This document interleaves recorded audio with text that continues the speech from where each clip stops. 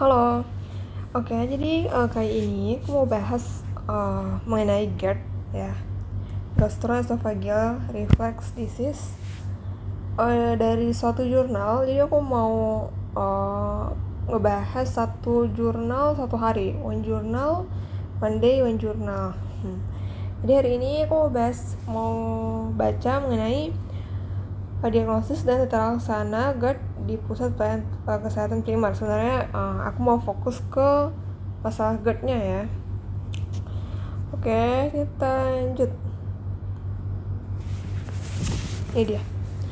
Jadi GERD ini merupakan suatu keadaan melemahnya lower esophageal sphincter yang mengakibatkan timbulnya reflux cairan asam lambung ke esofagus ya. Jadi kan dia pada lambung ya, ini anggap aja ini lambung ya.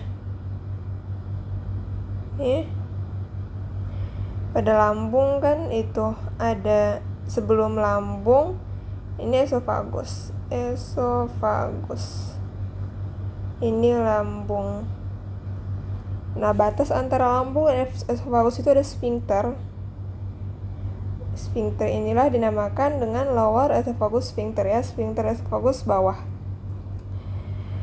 Jadi melemahnya sphincter ini menyebabkan asam pada lambung ini akan naik ke atas.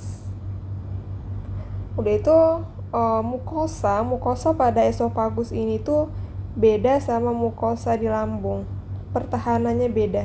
Kalau di lambung dia mukosanya tuh bisa bertahan, ada pertahanan terhadap asam lambung, tapi di esofagus gak ada. Jadi nantinya akan menimbulkan rasa terbakar di esofagus ini ya. Oke. Kita ini ke definisi ya. Menurut konsensus nasional penata laksana penyakit reflux gastroesophageal di Indonesia tahun 2013 adalah suatu gangguan ya, berupa isi lambung mengalami reflux berulang ke dalam esofagus, menyebabkan gejala dan atau komplikasi yang mengganggu. Ya, intinya itu ini ya. Dia patologis di mana cairan asam dalam lambung itu reflux hingga ke esofagus dan menyebabkan gejala-gejala nanti. Adapun faktor resikonya ya, obat-obatan seperti theophylline, antikolinergik, beta-adrenergik, nitrat, kalsium, channel blocker. Ya pastinya obat-obat ini punya efek samping, nanti bisa menyebabkan GERD ini. Meningkatkan resiko GERD ya. Lalu makanan seperti coklat, makanan berlemak, kopi, alkohol, dan rokok itu juga bisa merangsang terjadi GERD. Kenapa? Karena ketika kita makan ini, maka akan terjadi pengosongan lambung yang lama ya. Hingga kembali lagi, makanan ini tuh menyebabkan sphincter ini,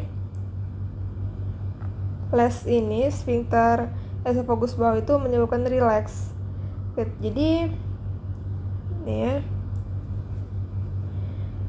lesnya relax hingga asam lambung pada lambung itu akan mudah ke atas ya, mudah keluar ke esofagus. Oke, selanjutnya hormon umumnya terjadi pada wanita hamil dan menopause. Kenapa? Karena pada wanita hamil itu terjadi peningkatan kadar progesteron, di mana peningkatan kadar progesteron menyebabkan penurunan tekanan les. Yang juga menyebabkan asam lambung gampang dia ya keluar ke esofagus, reflux. Juga begitu juga pada wanita menopause ya, terjadi menurunnya tekanan les ini hingga ini tuh penurunan les itu akibat dari terapi hormon estrogen. Oke, selain itu ada struktural yang umumnya berkaitan dengan hiatus hernia. Jadi ada keadaan hiatus hernia itu misalnya gini ya. Ya seperti namanya ya, hiatus hernia, misalnya lambung, ini diafragma. Jadi lambungnya itu dia akan memuncak, menonjol ke diafragmanya ya. Ini juga beresiko akan mengalami GERD.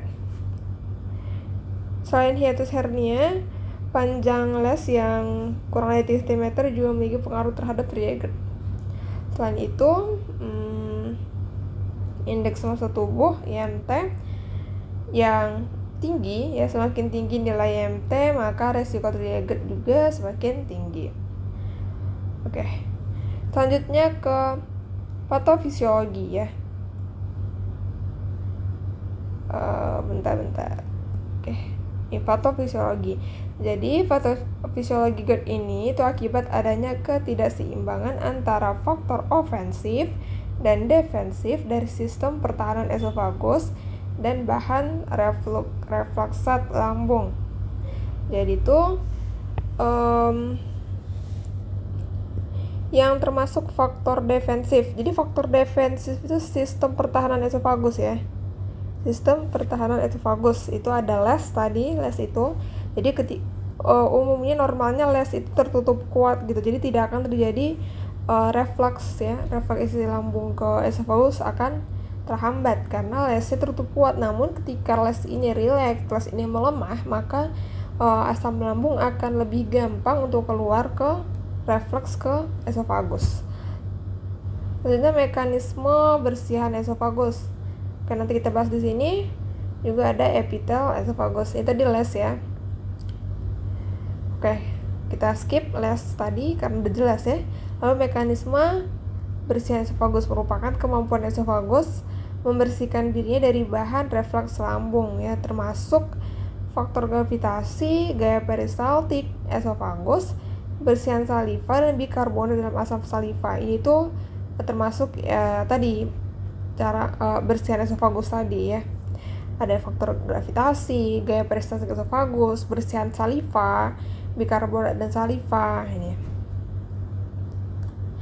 Nah, jadi pada GERD itu bersihan esofagus ini terganggu ya. Jadi makin lama kontak antara bahan refluksat lambung dan esofagus maka makin tinggi esofagitis akan makin tinggi ya. Ini dia ya. Jadi ada gejala di mana malam hari ya, ketika kita tidur penderita GERD itu resikonya lebih tinggi.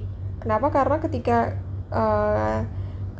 tiduran lalu bagian kepala itu ditinggikan ya, makanya salah satu penata laksanaan GERD itu ketika tidur diberi bantalan ya kepalanya, jadi kepalanya ditinggikan gitu karena ini gaya gravitasi ini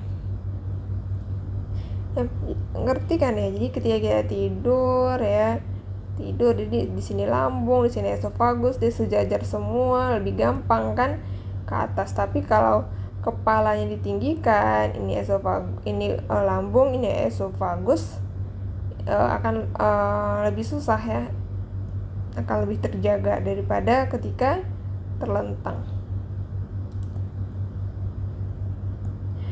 Oke, selanjutnya mekanisme ketahanan epitel esofagus terdiri dari membran sel intercellular junction yang membatasi difusi ion H+ ke dalam jaringan esofagus, aliran dari esofagus yang menyuplai nutrien oksigen dan bikarbonat serta mengeluarkan ion H+ dan CO2.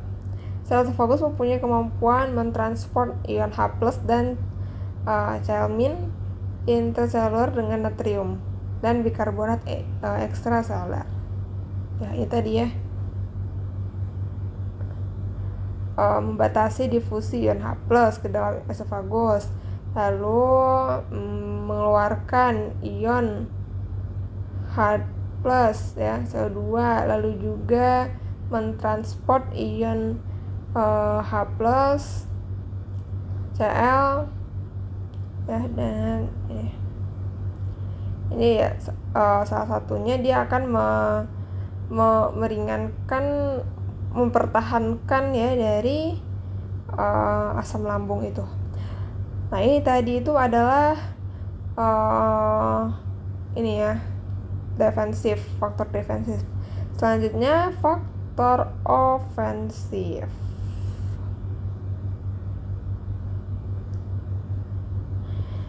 Faktor ofensif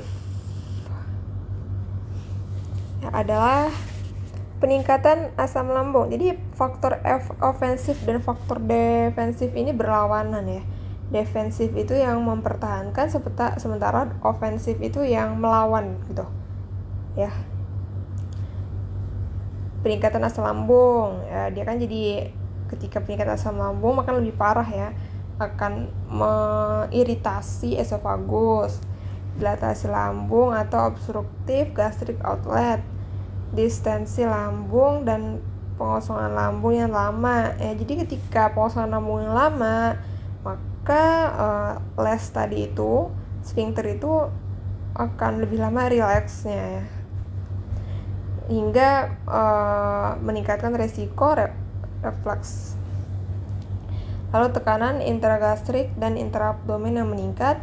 Beberapa keadaan yang mempengaruhi tekanan intraabdomen itu antara lain hamil, obesitas, dan pakaian terlalu ketat. Nah ini nih salah satu juga tadi tata laksana, salah satu modifikasi gaya hidup itu bagi yang obesitas dikurangi berat badannya ya, supaya tekanan intraabdomennya turun. Pakaian terlalu ketat juga ini berpengaruh ya terhadap abdomen. Ya, ini tadi ya kesimpulannya nih. Oke, kita lanjut ke klasifikasi. Klasifikasi berdasarkan lokalisasi. GERD ini bagi dua ya, sindrom esofageal dan ekstra esofageal. Jadi sindrom esofageal ini refleks esofageal yang disertai dengan atau tanpanya ada lesi. Nah, gejala klinis dari sindrom esofageal tanpa lesi ya. Gejala klinisnya itu heartburn dan regurgitasi, serta nyeri dada non kardiak. Tapi untuk sindrom esofageal disertai lesi itu klinisnya refleks esofagitis, struktur refleks, Barrett esophagus, adenokarsinoma esofagus ya. Jadi ketika GERD ini makin sering akan dapat memicu menimbulkan Barrett esophagus ya. Barrett esophagus juga dapat menimbulkan adenokarsinoma esofagus ya. Nah, lalu untuk sindrom ekstra esofageal biasanya itu terjadi akibat reflux gastroesofageal jangka panjang. Tanda dan gejala sebenarnya udah tadi ya. Tanda dan gejala itu yang paling khas itu regurgitasi dan heartburn. Nah, di heartburn ini suatu rasa terbakar di daerah epigastrium. Ya, rasa terbakar di daerah epigastrium yang juga dapat disertai dengan nyeri dan pedih. Nah, jadi dalam bahasa awam itu heartburn ini sering dikenal dengan rasa panas di ulu hati kan. Jadi orang-orang yang ulu hati aku panas nih gitu kan, ini awamnya gitu, bahasa kedokternya heartburn. Oke, selain itu regurgitasi belum ya. Regurgitasi itu suatu keadaan refleks yang terjadi sesaat setelah makan. Dia ditandai dengan rasa asam dan pahit di lidah. Oke. Selain dua khas tadi, ada gejala lain ya dari GERD itu, yang antara lain kembung, mual, cepat kenyang, sendawa, hipersaliva, disfagia ya. Disfagia ini itu adalah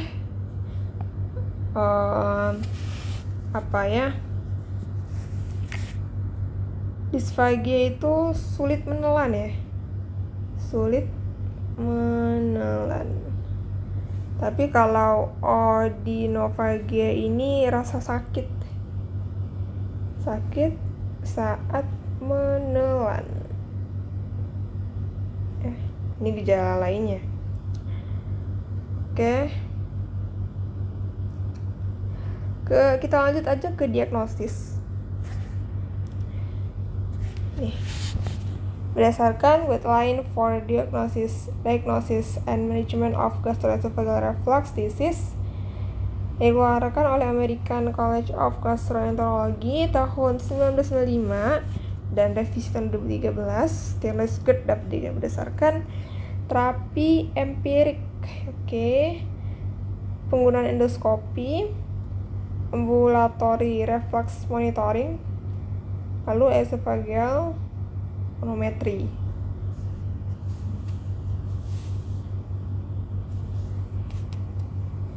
Di terapi empirik ini tuh yang sering diterapkan di pusat pelayanan kesehatan primer ya, karena dia sederhana dan tidak butuh alat penunjang diagnosis.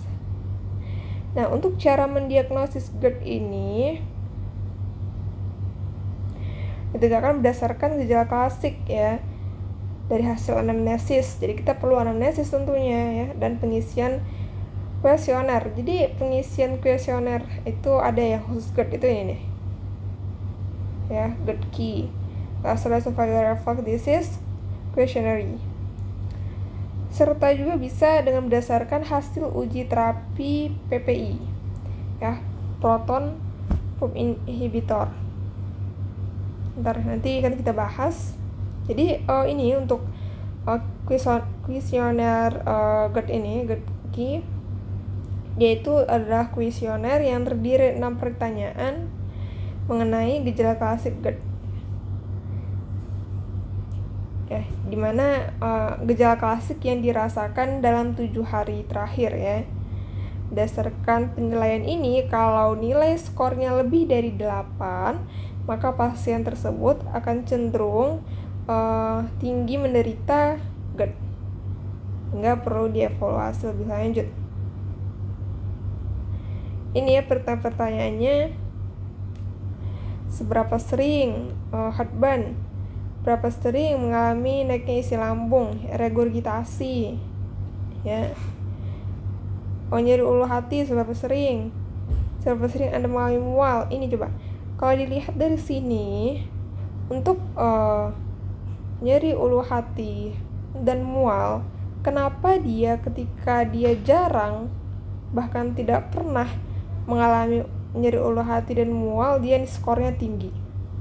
Itu karena dua ini itu merupakan gejala atau tanda-tanda dispepsia yang berbeda dengan GERD ya. Jadi ketika ini jarang, maka skornya akan lebih tinggi ya.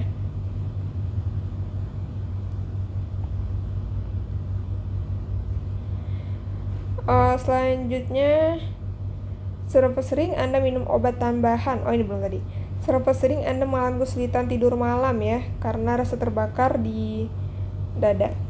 Seberapa sering Anda minum obat tambahan untuk rasa bakar? Ya, untuk mengobati rasa bakar. Ketika dia semakin sering minum obat, maka diagnosisnya lebih tinggi. Ini tadi ya, efektivitas terapi obat untuk GERD. Ini untuk algoritmanya. Ketika ada pasien terduga GERD ya, lakukan pertanyaan ini ya, GERD questionnaire. Kalau dia bukan GERD ya, berarti bukan GERD, lakukan terapi lainnya. Tapi kalau dia GERD, terduga GERD ya, lihat apakah ada alarm simptom atau enggak. Kalau dia ada alarm simptom, maka dia dirujuk, segera rujuk, karena ini bukan kompetensi di pelayanan primer ya. Tapi kalau dia negatif, lakukan tes ini, PPI. PPI ini tes nanti ya akan kita bahas. Nah, ketika dia negatif, berarti dia bukan GERD. Tapi kalau dia positif, berarti dia positif GERD. Terapi GERD ini kasih obat selama 8 minggu ya. Lalu ini tadi ya, kalau dia PPI tes ini terapi, kalau dia positif terapi dia 8 minggu.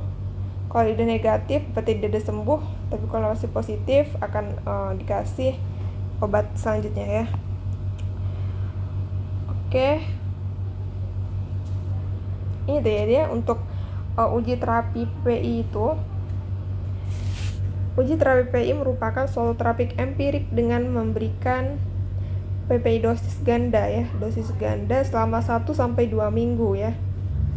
1-2 minggu tanpa pemeriksaan endoskopi. Jadi jangan pemeriksaan endoskopi ya, jangan dulu.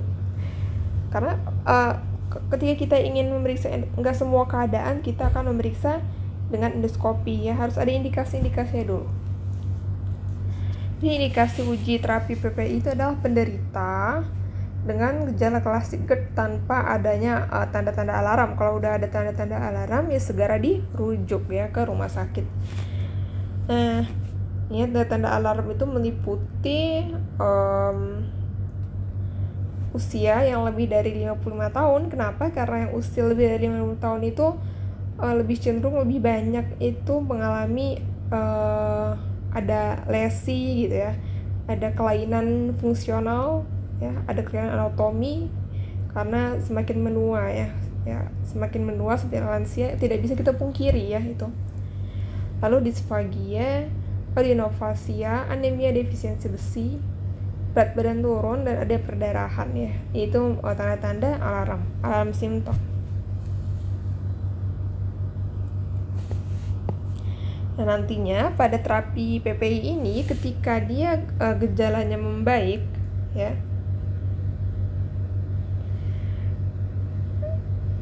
kalau gejalanya membaik selama penggunaan lalu dia memburuk kembali setelah pengobatan dihentikan, maka diagnosis GERD dapat ditegakkan ya.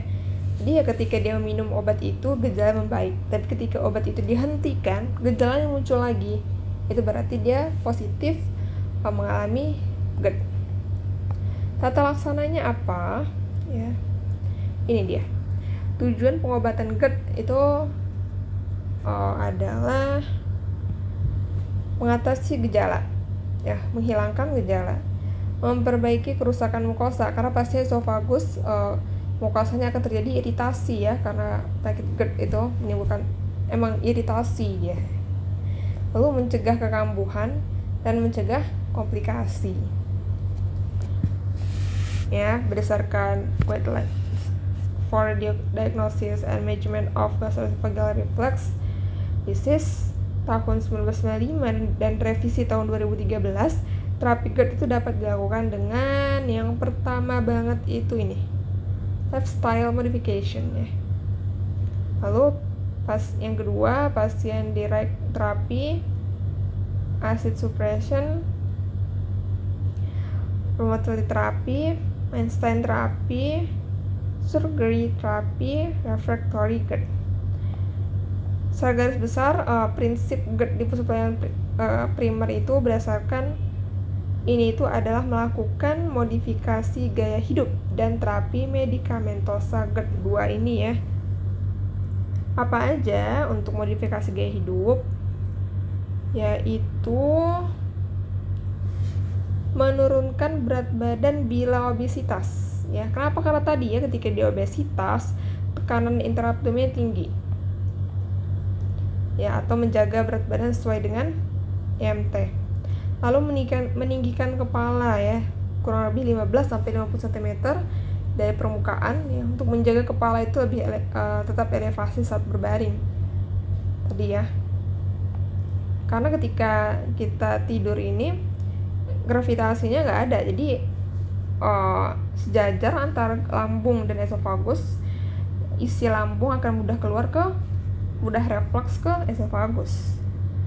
Selanjutnya makan malam paling lambat 2-3 jam sebelum tidur. Kenapa? Karena kalau dia sebelum tidur dia udah makan malam, misalnya 1 jam, setengah jam sebelum tidur dia makan malam, nanti ketika tidur makanannya belum selesai dicerna kan, nanti di lambung karena masih banyak makanannya, volumenya tinggi, udah tuh tidur, mana kepalanya rendah ya, nggak dielevasi, akan lebih beresiko untuk GERD ini, reflux ke esofagus. Selanjutnya tadi ya, makanan yang dapat merangsang GERD seperti coklat, kafein, alkohol, dan makanan lemak, asam, pedas ya. Oke, jadi terapi medikamentosa ini berupa PPI ini ya. Itu keefektifan serupa dengan terapi pembedahan. Jadi dia lebih efektif gitu ya PPI ini. Apa aja golongan PPI itu? Ada omeprazol, pantoprazol, lansoprazol, esomeprazol, dan rabeprazol. Jadi dia terapi awal ini itu dosis tunggal diberikan di pagi hari sebelum makan. Kalau dia dosis ganda itu diberikan pada pagi hari sebelum makan dan malam hari sebelum makan. Ya. Jadi terapi awal itu disebut dengan terapi inisial ya pada GERD ini, PPI sebagai terapi inisial. Dimana yaitu dosis tunggal, ya berarti dosis tunggal sebelum makan di pagi hari selama 8 minggu. Apabila gejala tidak membaik ya selama 8 minggu itu, atau gejalanya terasa mengganggu di malam hari, oke kita lihat ya, gejala tidak membaik atau di malam terasa lebih mengganggu di malam hari, terapi dapat dilanjutkan dengan dosis ganda. Selanjutnya dapat dengan dosis ganda, berarti dosis ganda itu sebelum makan pada pagi hari dan sebelum makan pada malam hari ya, ganda selama 4-8 minggu. Lalu bagi penderita yang mengalami kekambuhan, jika dia kambuh, terapi inisialnya dapat dimulai kembali. Terapi inisial dapat dimulai kembali dan dilanjutkan dengan terapi Mainstains, di mana terapi Mainstains ini merupakan terapi dosis tunggal ya, seperti inisial, Mainstains itu juga dosis tunggal, tapi yang Mainstains ini selama 5-14 hari, 2 minggu ya paling lama, untuk penderita yang mengalami gejala sisa GERD.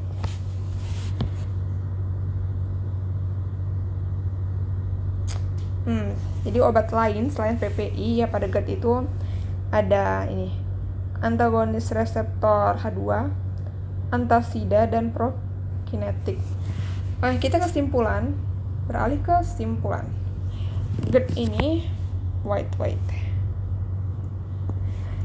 GERD merupakan refleks cairan